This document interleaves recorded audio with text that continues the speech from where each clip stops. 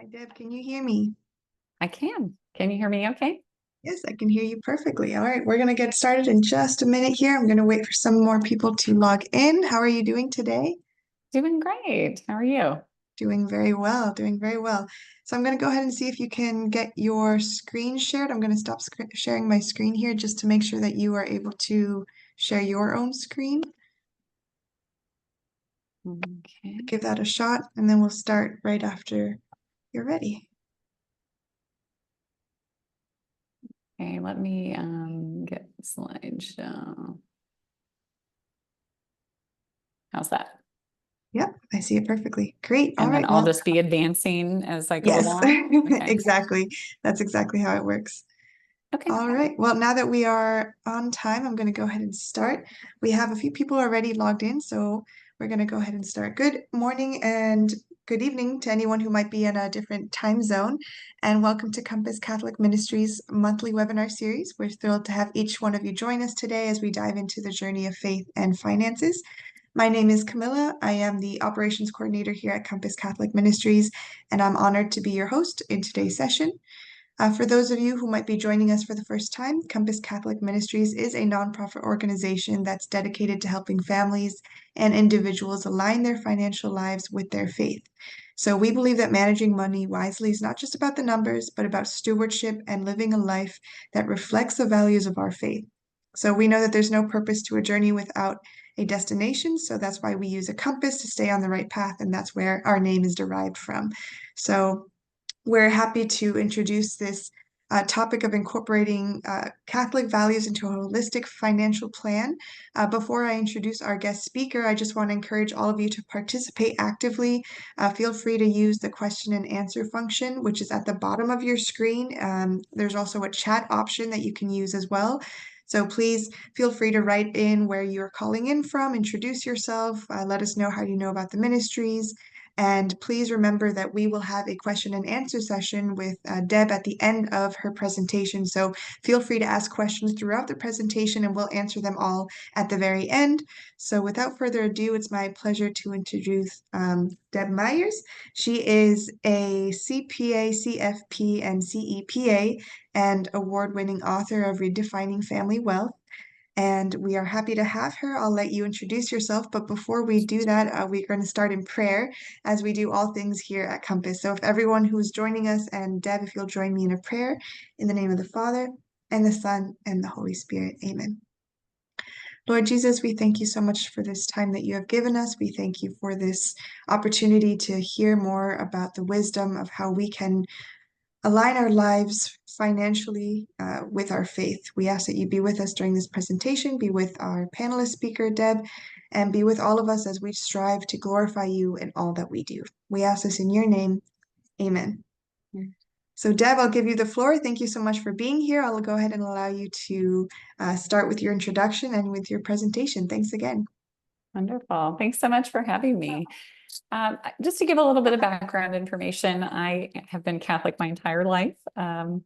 I'm also a mom of three boys. My sons range in age from 9, 11, and 15 is the oldest. So I got a fourth, sixth, and sophomore in high school.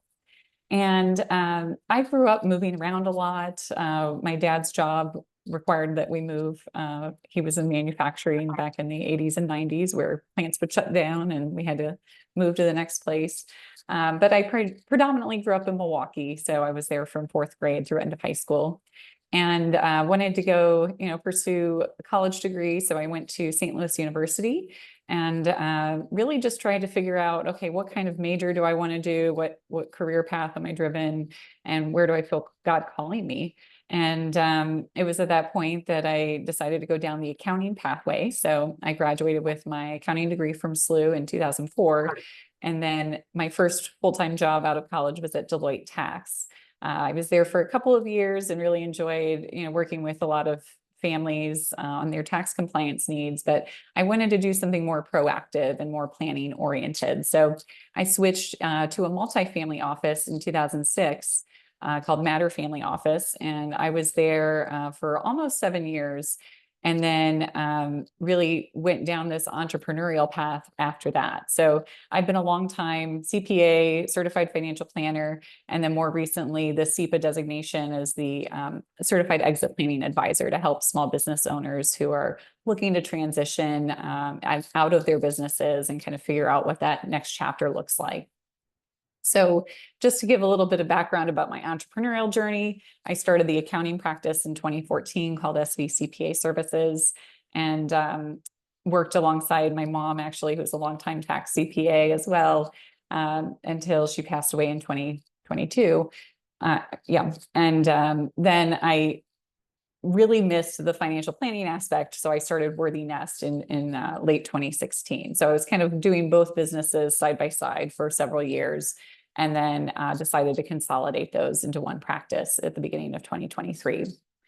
So just to give a little bit of background, I work one-on-one with clients, but I also wanted to bring a broader message, because I know a lot of Catholics especially don't have a great source for biblically aligned and faith aligned instruction when it comes to their finances. A lot of people have heard of Dave Ramsey, but he's not Catholic. And I know Compass Catholic is doing a lot with more on the budgeting side and trying to figure out some of the basic foundational concepts. But I'm now also part of a Catholic financial planners group that really is trying to elevate things once you're past some of those preliminary budgeting stages, to figure out how to incorporate some of your Catholic values into a holistic financial and investment plan.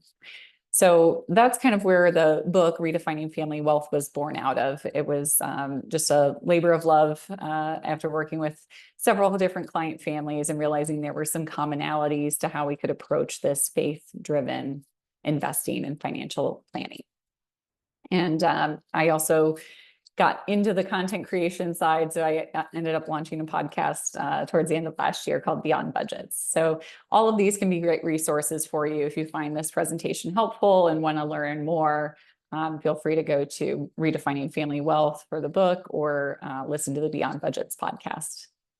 And right now I'm housed in St. Louis. I was in Florida for about 4.5 years prior to this. But yeah, my family just recently relocated, and we're glad to be back in the St. Louis suburbs. Okay, enough about me. Let's talk about you.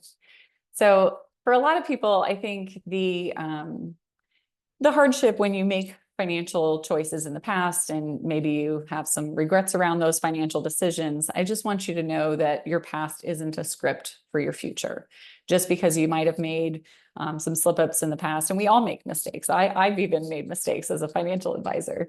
Hopefully you use those as learning opportunities, and you can see that there is opportunity on the horizon. So I talk a lot in the book about that abundance mindset, being able to move past scarcity and fear and really shape that future direction of saying, hey, there's other opportunities available in the future. I can still find contentment and happiness even when I'm struggling. And there's an opportunity to be inspired and really unleash your creativity in an abundance mindset. And I'm not talking about the, what's the new age term of like, the law of attraction, where if you think of it, it's going to suddenly come to you. I'm just saying there's opportunities with the abundance mindset where you can just put yourself in the right frame of reference to say, whatever happened in the past can stay in the past, and I can forge a new future. And alongside that, I think it's important to have some financial goals. For a lot of people, identifying those goals can be difficult. So for many people, and I'll get to it in a minute, I start with values and really try to frame the values before we go into the specific goal setting. As part of the financial planning process, we are always talking about goals, but sometimes you have to start at a higher level. So values are kind of first in that pecking order, then the goals, and then really developing some of these wealth building behaviors. I've been lucky enough to know a woman named Sarah Stanley Fallaw, who is the daughter of Thomas Stanley. He wrote The Millionaire Next Door many, many years ago. And then she actually updated his work and co-created her book alongside him before he passed. And hers is called The Next Millionaire Next Door, to bring it more up to date and see if there were some commonalities between his groundbreaking work and the present day. And what she found was there's several different types of wealth building behaviors, three of which I'm listing here. So frugality, discipline, and independence. And with frugality, that's just being able to say, okay, I make a certain amount of income. I'm not going to spend that entire level of income on an after-tax basis. I'm going to be very intentional about saving some of that additional money for the future. Living within your means is another phrase for frugality. Discipline is being able to stick to a plan.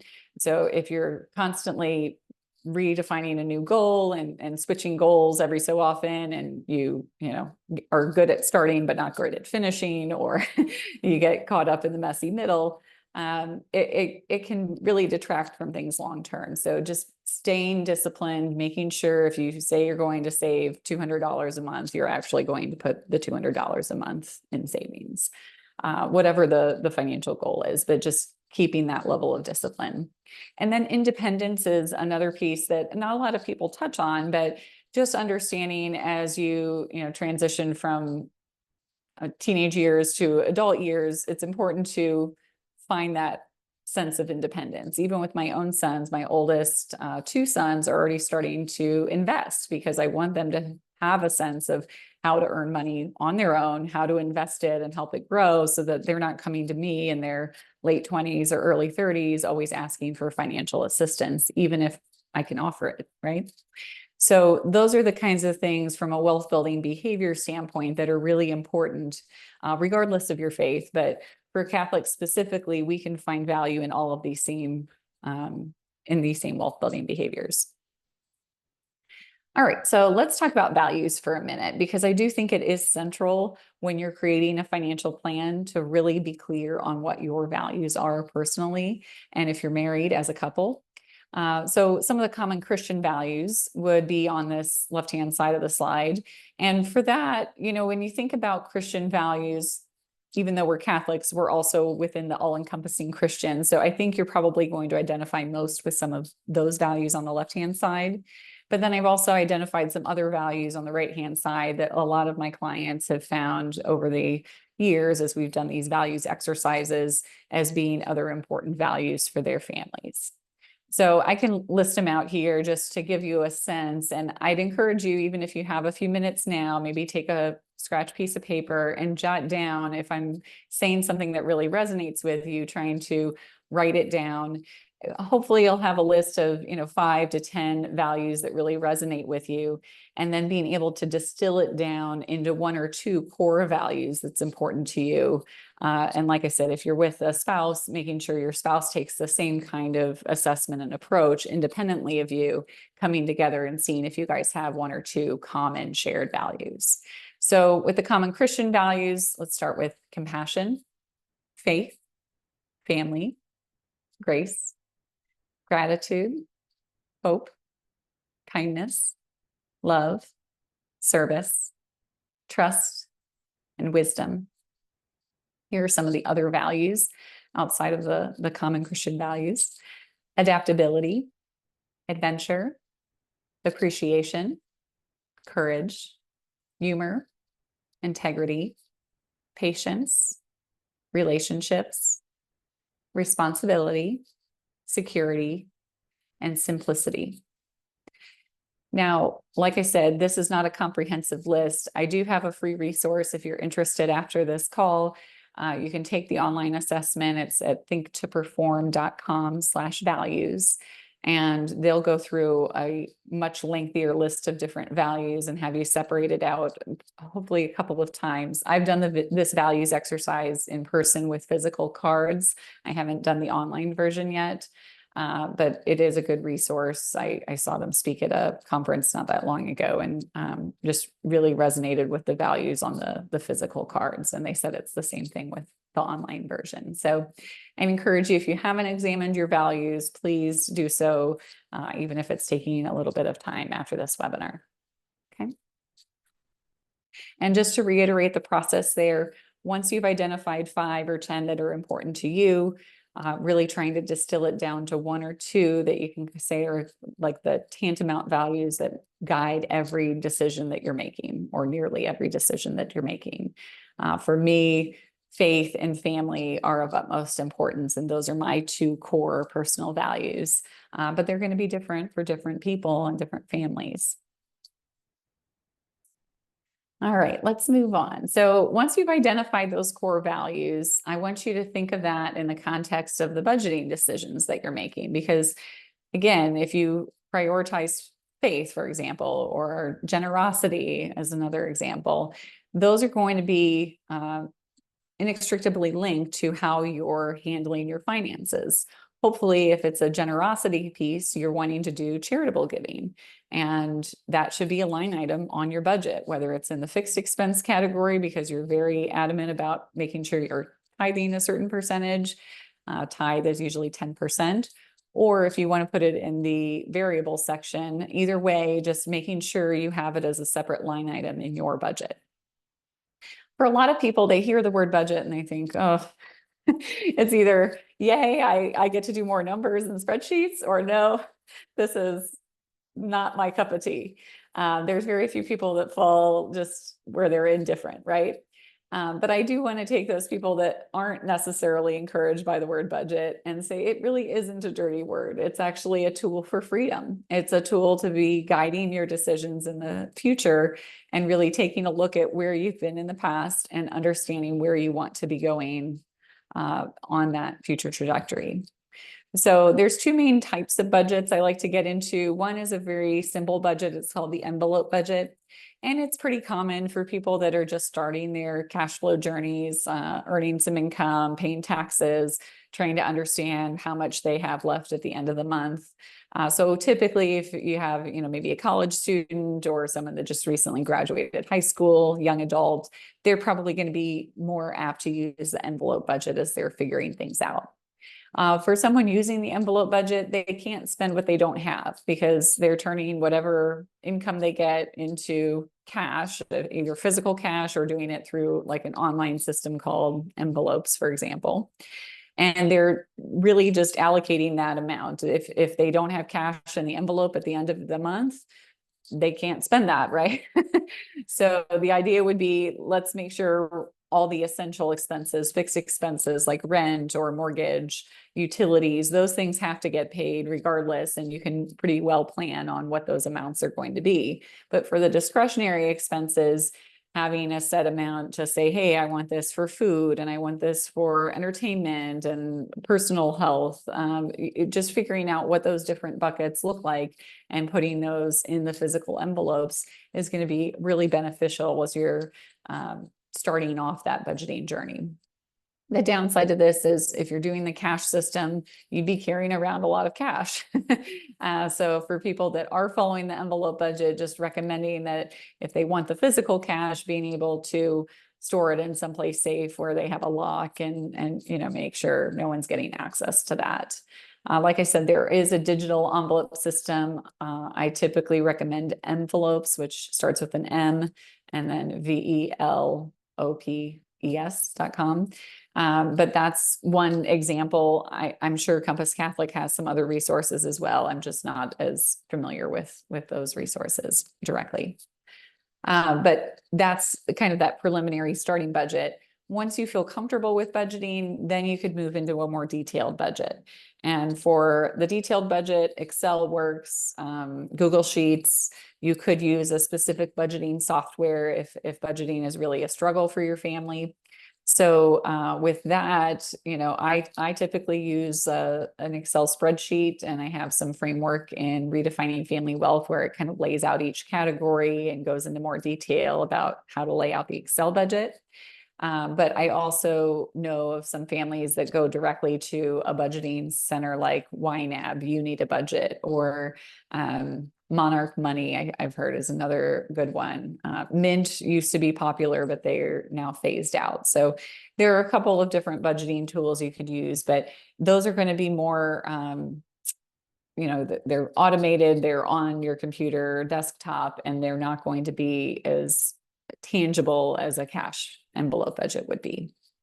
So in the detailed budget, the kind of guidelines that I formulated for my clients would be listing out their gross income regardless of any bonus potential, because I'm trying to help them budget for the expected expenses and expected income. If they happen to get a bonus, great. We can put that bonus towards some other financial goal at the end of the year whenever it's paid out. But I don't try to count on that within the normal budget. And then with fixed expenses, it's important to aim for no more than 50% of your income to be fixed. So rent, mortgage, utilities, car payments, anything that you know you are contractually obligated to be paying and that you don't have a lot of flexibility over, that's going to be going into that fixed expense section. So let's just say your income is $100,000 and fixed expenses should be no more than $50,000 a year. Okay. With the discretionary expenses, those are ones that are more up in the air, right? It could be vacation or health and fitness. It could be dining out, entertainment, all of these different categories of things that if times were really tough and unemployment struck, or your income's limited, you would be in a position where you could cut some of those discretionary expenses. With fixed expenses, you don't really have the ability to cut those. Those bills are going to come due regardless of your financial status. So being able to discern and say, okay, what's a realistic amount of these different discretionary buckets, and putting a specific line item for each and every one. So for people that want to do charitable giving and they consider it more of a discretionary, not a fixed expense, they would put it as its own line item in this budget. And then overall, the discretionary expenses, it'd be best if you're trying to stick to 30% or less of your income. So in that same example, 100,000 of income, $30,000 a year of discretionary expenses. And then for savings, the ideal target would be about 20%. So if you add up those three percentages there, you're in a good position there to be at 100% of income if you're including that 20% savings. And that savings piece, if you're in your earning years, you're earning an income and you might be doing retirement plans, so that would be included in that 20%. But it could also include savings in an outside account, like a traditional savings account or a college savings account, whatever you want to be contributing to outside of a traditional retirement plan with your employer. All right.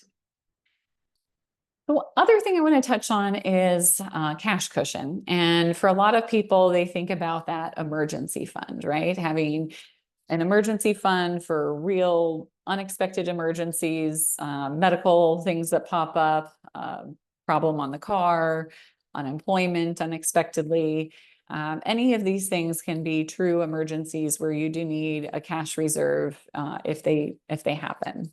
And for a lot of people, getting that emergency fund of 3 to 6 months of living expenses, it can be a real challenge getting it to that level. But I would say even if you're at a small level now, if you put enough determination and make it a real goal, you can definitely get there over time. I've worked with plenty of clients that have started with $1,000 in their emergency fund, and now we're up to $20,000 within a fairly short time frame, just because of the intentionality around getting things put into those accounts.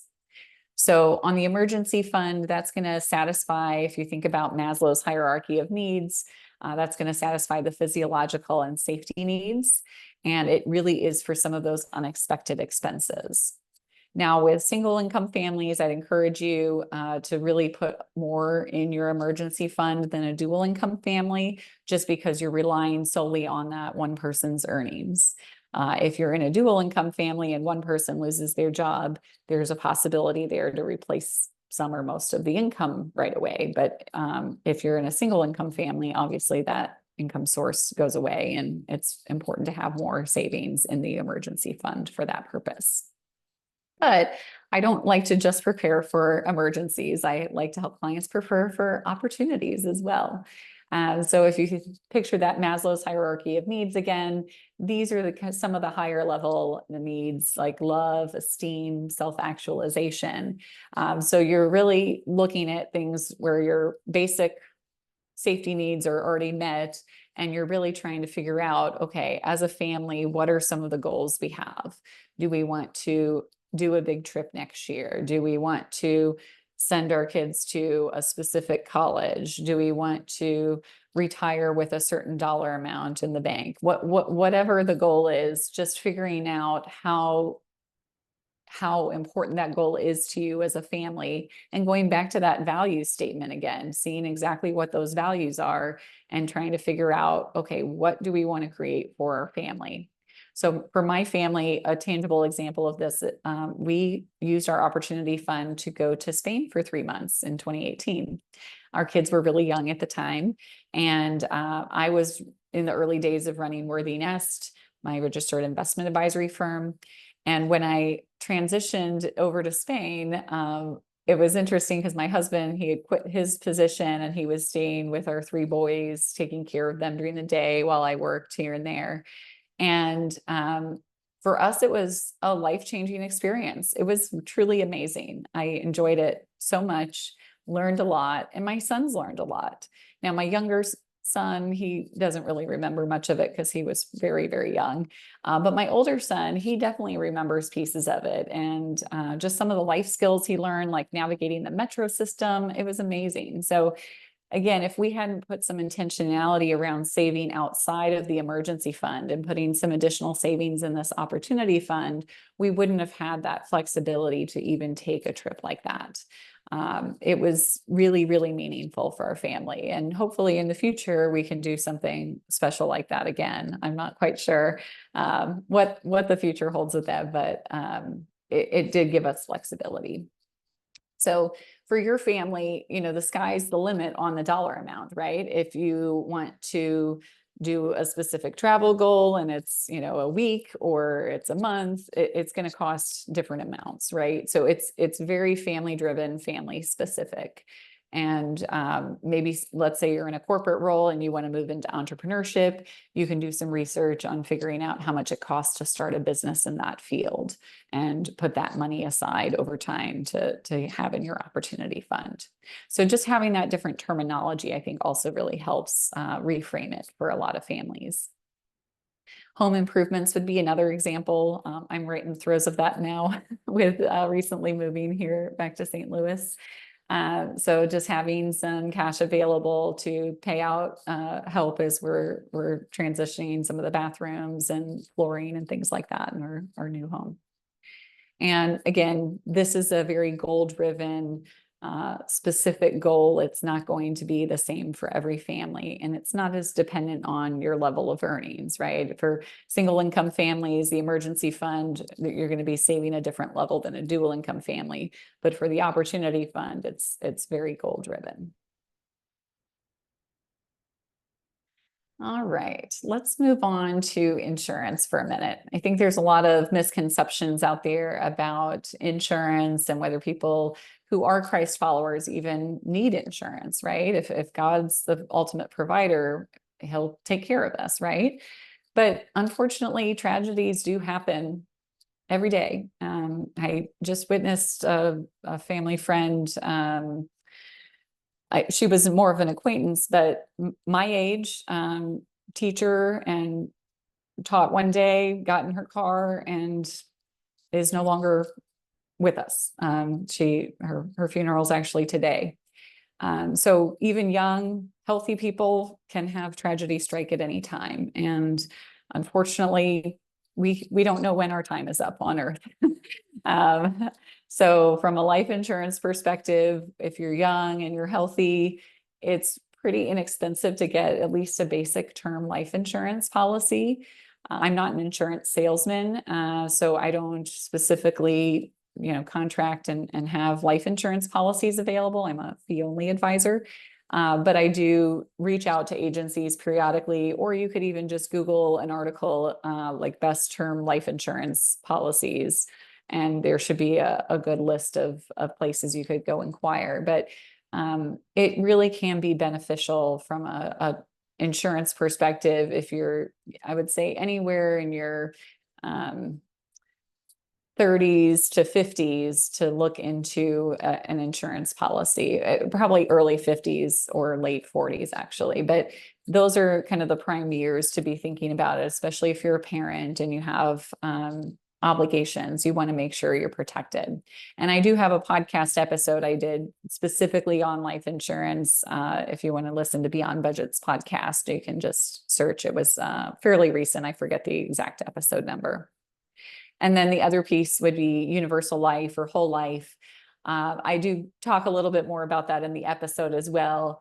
That's going to be more expensive type of policy, but it does have a guaranteed death benefit. So two very different types of coverage. Usually people that are getting whole life or universal life are doing it more for estate planning or legacy goals for their family. Whereas term life is saying, hey, I'm really trying to protect the income level that I have now, and I still have kids that I'm raising. I want to make sure they're protected if something happened unexpectedly to me. And then with disability insurance, I haven't yet done a podcast episode on that, but I'll just give a quick overview.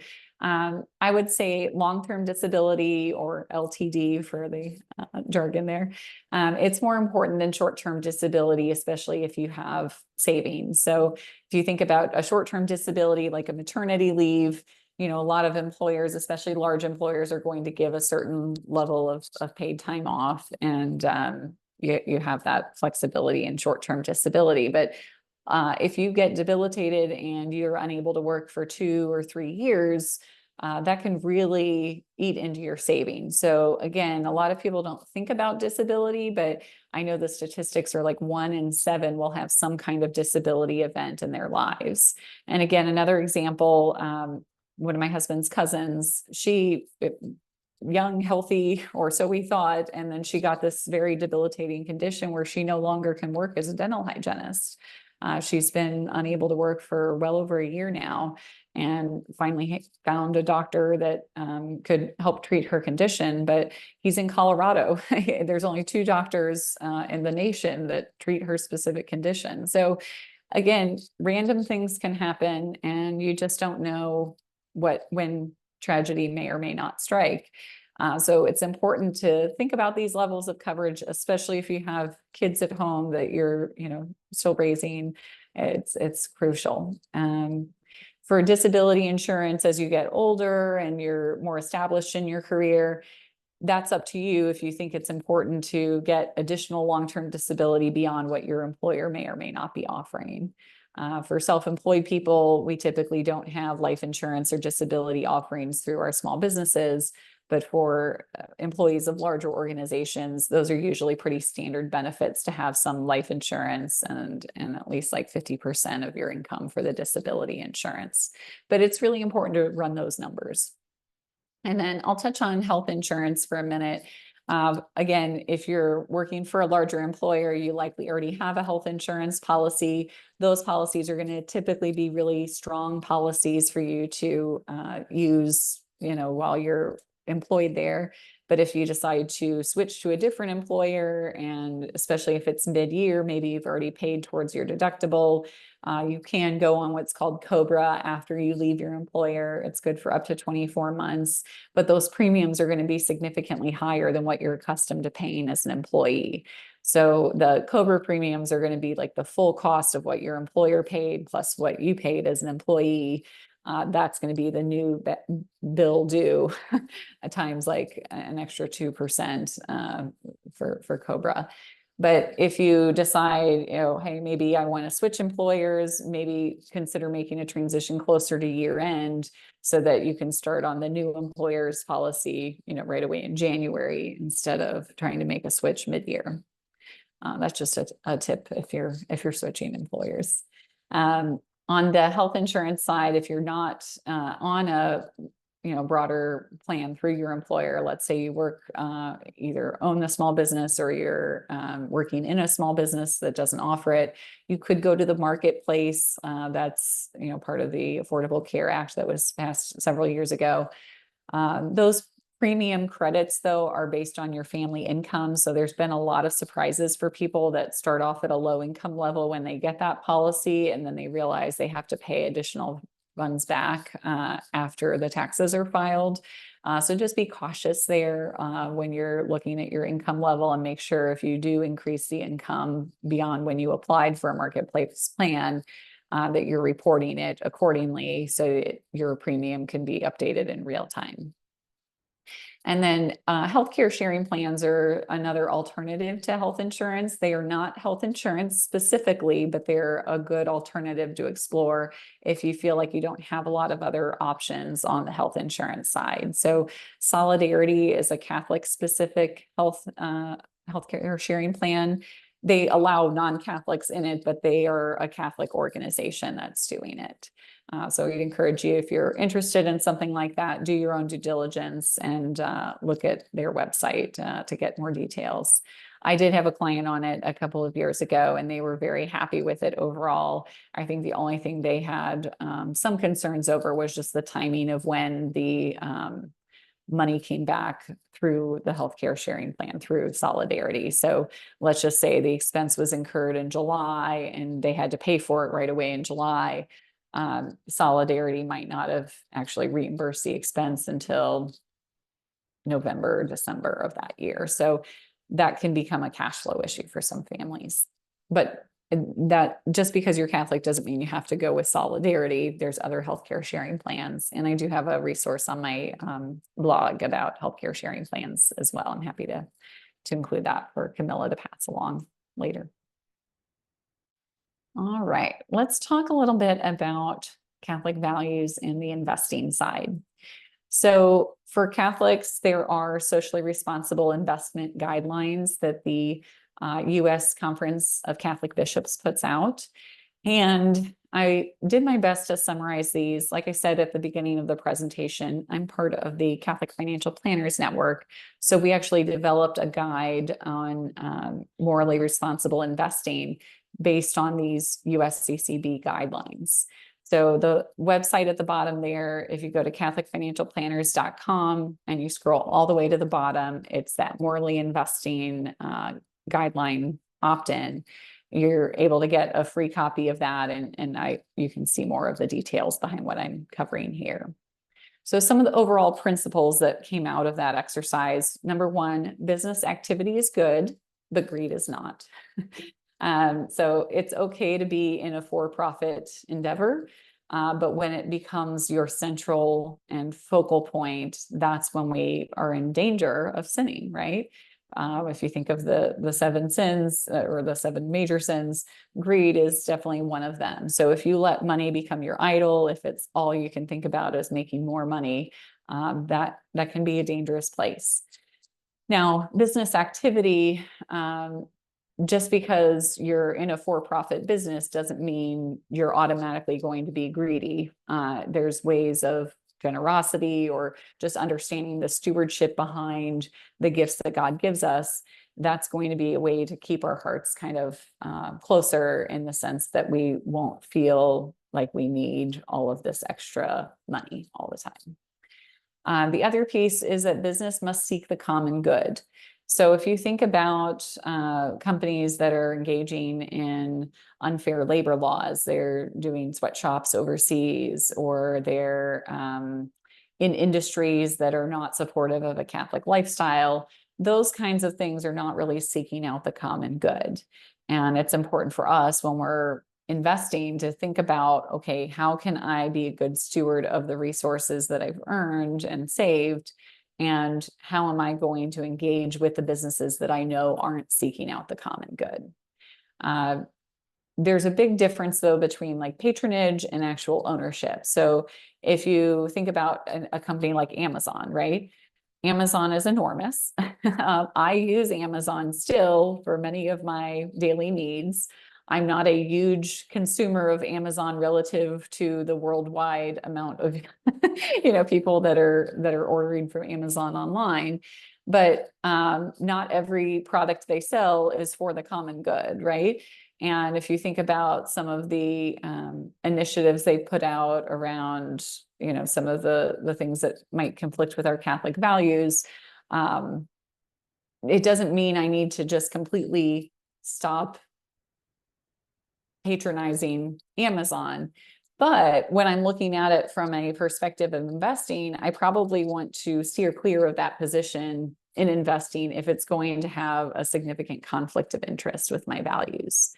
So another example here, let's just say I wanted to invest in a medical company, but I found out that most of their earnings are from abortion procedures.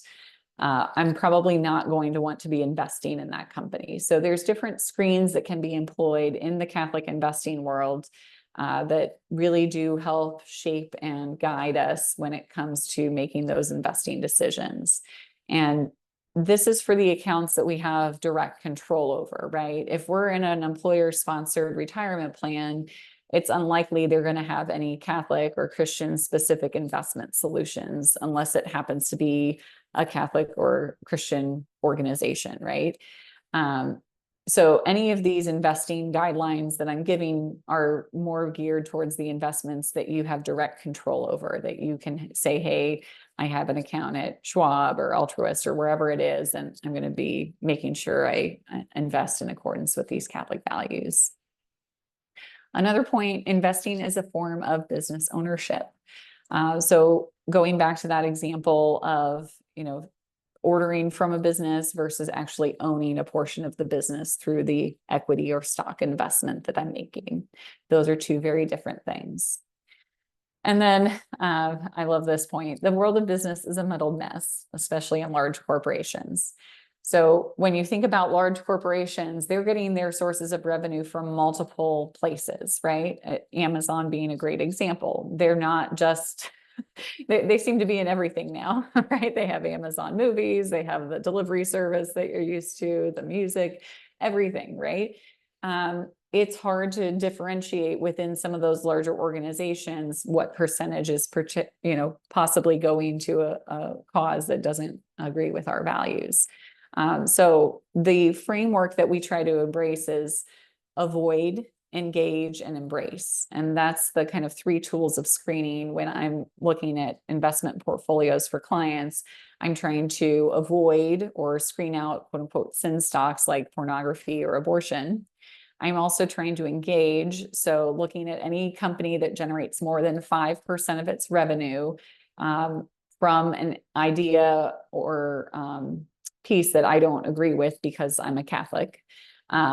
So let's just say 5% or more of their revenue is because directly related to abortion. I'm going to perhaps do a direct petition to the board to have that company removed or that sector removed. Or I might just choose not to invest and try to find something else that agrees more with my values. Each of these things is up to you individually as you're kind of contemplating how far you want to go on the investing with your values. And then embrace means you're putting some positive screens in place. So looking for companies specifically that are going to have just wages and affordable housing. They're going to have safe working conditions. So those are a lot of the things when, again, I'm working with clients coming up with a values-based investment mix. I'm trying to help say, okay, do these positions meet all of these criteria? Avoid, engage, and embrace. And I've been pretty happy in finding a faith-driven portfolio. It's not specific Catholic. There are some positions that are broader Christian positions, but they all still align with the Catholic values. And that's an option that I use in my firm. And I know there's other advisors and like Catholic financial planners that do the same. So I hope that gives a little bit of a glimpse into some of the investment process and what we think about when we're investing for not only ourselves, but our clients.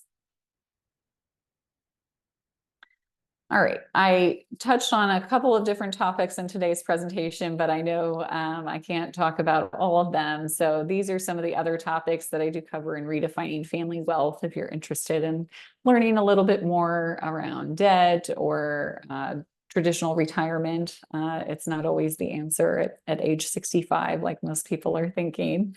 Go for Broke is just talking more about generosity and what that could look like, not only financially, but non-financially as well. Touch on some college planning guidance. Yeah, all kinds of different things. Estate planning. I know there was a separate presentation Compass Catholic recently did on estate planning that goes deeper into that topic as well. So I'd encourage you, if you're interested, feel free to go to the website worthynest.com/book and get a copy of the book.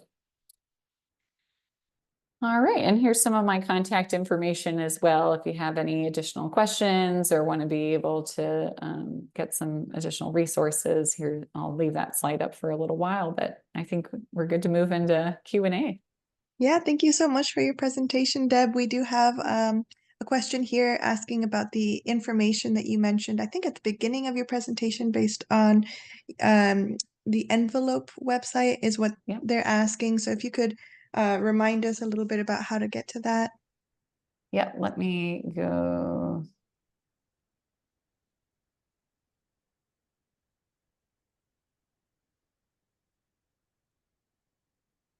And I Okay, of encourage course. everyone, I everyone. apologize. When I had it originally, it was envelopes, but now it's EveryDollar. Ramsey Yes. Solutions. Yes, So, there it is. okay. Thank you. Thank you. Yes, and I encourage everyone to, if you have any questions, take the time now to write them into the chat before we end our session. I have another question here that's asking about the information that you mentioned on Catholic Health Sharing Plan. Yep. So that would be a good resource. I will try to get it in the chat here. Yeah, it's let me just pull it up. I apologize. I don't have the link in the presentation, but let me get it into the chat.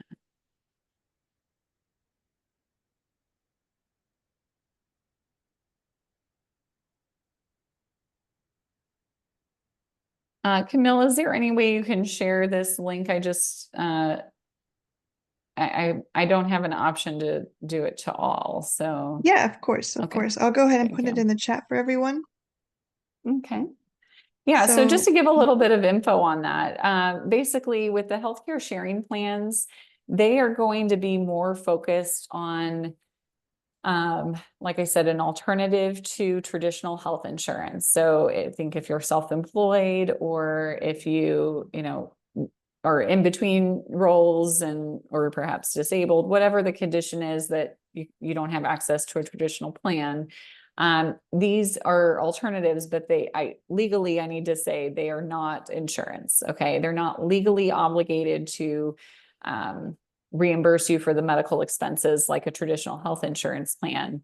But many of the healthcare sharing plans that have been around for several years have a history of sharing the expenses that you incur that are legitimate medical needs. So each place is going to have their own parameters around what they are willing to share expense wise. Some might have more generous maternity benefits, others might have benefits for chiropractic care or mental illness. You're going to have to go into more detail and due diligence on each website that you're considering. When my family went to Spain in 2018, we ended up going on Medishare for a little while. I didn't even know about Solidarity at the time, to be honest. I just had heard of Medishare through a conference, and I know they had been around since like 1995 or something. So we ended up going on Medishare. We didn't need anything while we were in Spain, but we definitely needed it when we came back and just had, regular visits for our sons and things. It ended up from a premium perspective. They don't call it a premium. They call it the like family share amount. But it's basically like a premium where you're siphoning a certain dollar amount each month to be part of this. And then once they see that you've submitted a medical expense for reimbursement, they decide how much they want to share, and they're pulling from the gross amount of what they're bringing in across all the families. So if you think about it from that perspective, again, you most of the time are going to get it paid, but it's not an absolute guarantee. But the premiums, or what's the equivalent to a premium, is actually much lower on a healthcare sharing plan than it is on like a traditional marketplace plan. So that's the one big nuance, especially if you don't have, a lot of pre-existing medical conditions. And again, each place is going to be very specific in terms of what pre-existing conditions they're concerned about and what kind of history they look at for a pre-existing condition. So if your family is, relatively young, healthy, not a lot of medical issues, it could be a very good potential option. If you're having difficulty getting coverage through a healthcare sharing plan, you may have to go onto a marketplace plan or some other avenue like Cobra, if you've been recently employed and on a traditional health insurance plan. Yeah, thank you for going into depth and going into different examples on that question. Here, moving along, it says, stewardship is an important Catholic value. How do you incorporate this into your planning? Yeah. I think for a lot of people, stewardship, let's just define the concept. So the idea that God owns it all and we need to be good stewards of the resources he entrusts to us. And when I think about it from a personal perspective, I'm always trying to be cognizant of how I'm showing up in the spending decisions that we're making. So my husband and I are blessed. We are able to save each month. Combined, we have enough income to support the lifestyle for basic needs and education costs and things like that. So we're being intentional with, okay, what piece is going to go towards the charitable giving side, what piece is going to go into savings, and what specific savings goals are we looking towards? Is it around education for our sons? Is it around retirement savings? Like where specifically are we going to allocate some of those savings? And for a lot of clients, they wrestle with this because it isn't a clear, like, hey, everyone should be giving. I mean, I know tithing, generally the church recommends tithing 10%, but the truth is not a lot of people can afford the full 10%. And in many circumstances, they might do 5% a year of their income, and that's a big sacrifice, right? Even 2 or 3% can sometimes be a sacrifice. So it's going to depend on the family, but there are some families where they could be giving more than 10% of their income. So if you think of like the parable of the talents, realizing that not everyone's given the same level of talents to start off with, but God doesn't want us to bury those in the ground and just keep what we have. He wants us to be fruitful and multiply, right? He wants us to take those talents that we're given and hopefully increase them even more. So whether that's through a financial contribution and making it that way, or it could be something where you're giving back into a stewardship approach of investing in other people. You may not have as much on the financial side to give, but you might have really great expertise or a passion in a certain area for serving youth in your community or helping serve on a board, whatever it is, but just making more of an impact that's not as financially oriented, but it is more stewardship focused and really understanding, why does God have us here on this earth? Where are we called to go next with our giving? And is it giving in the financial sense, or is it giving in the non-financial sense through Absolutely, time yes. and talent? Absolutely, because stewardship can be taken into different, perspectives, and we do have a responsibility to give back, and I like how you're talking about, there's different ways to give back, and time, talents, and treasures. So, thank you for going into that. Yeah. On the list of Catholic values, would contentment and prudence be similar to frugality, maybe on a more positive spin?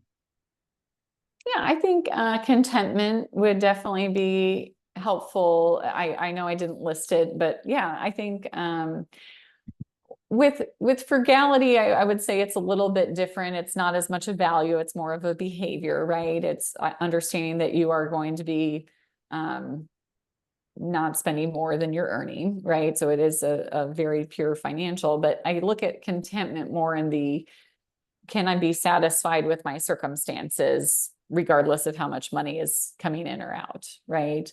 Can I show up in a way that I'm truly happy, or am I always kind of striving for that next thing to come along to bring me contentment? So I do think they are slightly different. Can you repeat what the other word was besides contentment? Prudence. Prudence. Okay. Yeah. So prudence, I talk about this a little bit in the book, but I think prudence again, has a little bit different connotation. I look at it more in terms of kind of, okay, what would the prudent person do, but really finding some of that middle ground and not either of the extremes. So when I look at prudence from a perspective of, okay, are you going to be living super frugally so that you're, you have the capability to be spending more, but you don't spend anything, right? Or you on this other spectrum where you're far beyond where you should be spending and you're just taking on more and more debt and you have no way of repaying it. So finding that prudent person is somewhere right in the middle where they're saying, hey, I'm not going to be over on this extreme, I'm not going to be over on this extreme, but I'll be here in the middle, trying to kind of balance it all. Absolutely. Yeah. Yes, everything in moderation for sure. Yeah. Well, are there any last minute questions? Please take time to write it. This is your last opportunity, but I'll go ahead and just extend my heartfelt thank you to everyone who's joined us today. It's been a privilege to share in this time and exploring how we can further align our financial practices with our faith. Someone here in the chat commented that, this came at a very important time in their lives where, financial things are happening. So it's just, in God's timing, everything works perfectly. So our journey doesn't end here. We invite all of you to connect with us on our website, our social media channels, where you can find more resources and upcoming events. We will have a webinar at the end of every month. We also record all the webinars. So if you want to send this to family or friends, it'll be on our YouTube channel in the next few days. So please check out our YouTube channel. But until next time, I just wanted to say thank you to our panelist speaker. Thank you, Deb, for being here and for sharing your wisdom and your life and your journey and just being a witness to the testimony of faith. We really appreciate you being here. And thank you for everyone who's participating with us. So we are just going to close in a glory be. And we look forward to seeing you all at our next webinar. In the name of the Father, and the Son, and the Holy Spirit. We give all the glory to you, Lord, as we say together, all glory be to the Father, and to the Son, and to the Holy Spirit, as it was in the beginning, is now, and ever shall be, a world without end. Amen. All right. Well, thank you so much, Deb. Have a great rest of your day, everyone. We hope to see you next time. Thank you right. so much. Thank you. Bye.